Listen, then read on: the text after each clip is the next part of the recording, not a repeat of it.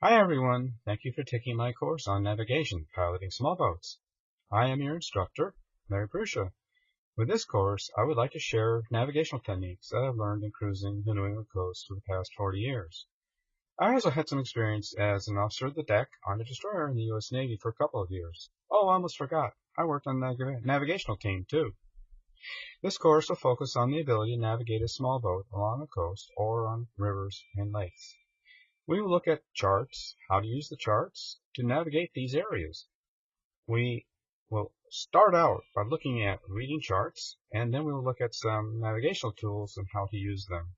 We'll then create a plot on a chart and simulate navigating it.